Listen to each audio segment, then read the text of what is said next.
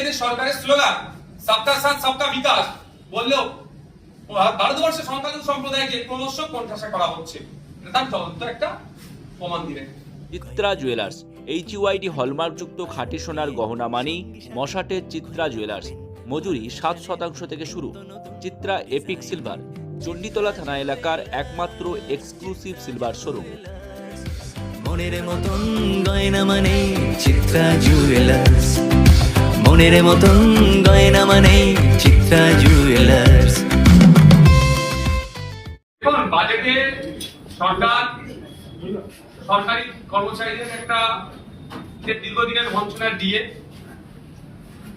20% increase করেছে, কিন্তু সমকাজের সমবেতনের যেটা পর্যায়ে আছে সেক্ষেত্রে কিন্তু আর যারা কন্ট্রাকচুয়াল সরকারি কর্মচারী যারা ছিলেন, যারা কন্ট্রাক্টে ছিলেন, সরকারি কাজ করতেন, তাদের সেভাবে দিশা দেখাতে পারে। কিন্তু এই সরকার যখন বিরোধী দলের আসনে ছিল তারা বলেছিলেন ক্ষমতায় আসলে কেন্দ্রীয় সমহারে ডিএর ব্যবস্থা করা হবে, সেটা দিয়ে আজকে ব্যর্থ।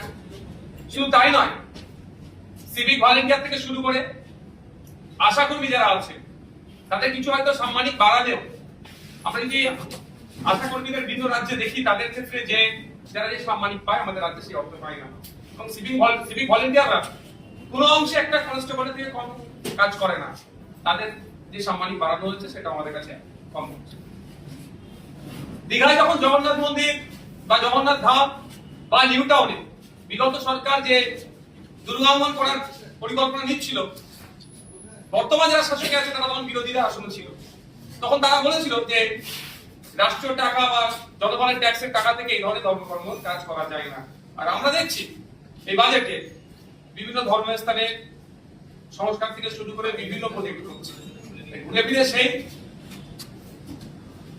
মানে জাস্ট মানুষই এক, তো শুধু ড্রেসটা চেঞ্জ করার জন্য দেখতে পাচ্ছি। যে বিষয়টা লক্ষ্য রাখছি, অনেক প্রতিশ্রুতি দিয়েছে এখানে, ব্লু ইকোনমির কথা বলেছে, সুনীল অর্থনীতির কথা বলেছে, মৎস্যচাষীদের কথা বলেছে, কিন্তু বাস্তবিক অর্থে এটা কতটা রূপ পাবে সেটা এখন কোনো দ্বিধাদ্বন্দ্বের মধ্যে আছে। কারণ আমরা দেখেছি অলরেডি সমতলে যেভাবে দু একটা শিল্পপতি গোষ্ঠী কন্ট্রোল করছে, এই ব্লু অর্থনীতির কথা চাপিয়ে সুনীল অর্থনীতির কথা বলে এবারে কি জলটাকেও দখল নেবে, সেই দুটো একটা কোম্পানিকে বরাদ দিয়ে সবটাই কন্ট্রোল নেবে না। আর ম্যাক্সিমাম জায়গা দেখলাম পিপিপি মডেলের কথা বলা হচ্ছে, শুনতে খুবই ভালো লাগে, পাবলিকের উপরে পাবলিক এখানে ইনভলভ হচ্ছে, কিন্তু এখানে সেই ধরনের পলিসি আমি দেখতে পাই না যেটা আমাদের পাড়া যিনি মাসে 6,000 টাকা ইনকাম করতে তার অনেকটা কষ্টকর হয়ে ওঠে, সেও এই সরকারি পিপিপি মডেলের যে অংশগ্রহণ করতে পারুক, এ ধরনের মডেল নাই। পিপিপি বললেও সেই নির্দিষ্ট কয়েকটা শিল্পপতি গোষ্ঠীদের জন্য হয়তো মানে কথা হচ্ছে, অনেক এখানে প্রতিশ্রুতি হচ্ছে।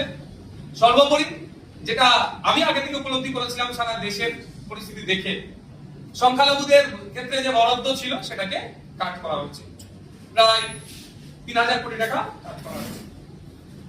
এখন দেখার বিষয় যেটা বরাদ্দ হয়েছে, প্রথমত বলি সেটা 100% কাজ করে কি করে না। দ্বিতীয় কথা হচ্ছে সংখ্যালঘুদের ক্ষেত্রে বা মাইনরিটি ডিপার্টমেন্টে শুধু মুসলিমদের জন্য নয়, আরো যে সংখ্যালঘু সম্প্রদায়ের মানুষজন আছে তাদের সাথেও কিন্তু এই বঞ্চনা করা হচ্ছে। এদিকে এদের সরকারের স্লোগান সবকা সাথ সবকা বিকাশ বললেও ভারতবর্ষের সংখ্যালঘু সম্প্রদায়কে ক্রমশ কোণঠাসা করা হচ্ছে। তার জ্বলন্ত একটা প্রমাণ দিলেন। আগামী দিনে নিশ্চিতভাবে বাজেটের উপরে যখন বিস্তারিত বলার সুযোগ দেওয়া হবে, আপনাদের তো লাইভেরও সুযোগ আছে, সে বিষয়ে তখন চর্চা করব। তবে একটু কথা বলবো, বিগত সরকারের দিক থেকে বর্তমান সরকারকে, বিগত সরকার যেটা ছিল তাকে দেখে শিক্ষা নেওয়া দরকার।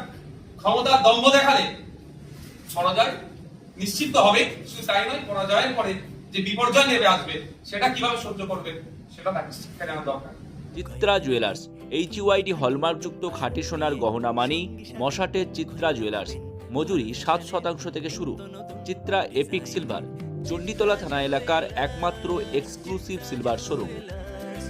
মনের মতন গয়না মানে চিত্রা জুয়েলার্স, মনের মতন গয়না মানে চিত্রা জুয়েলার্স।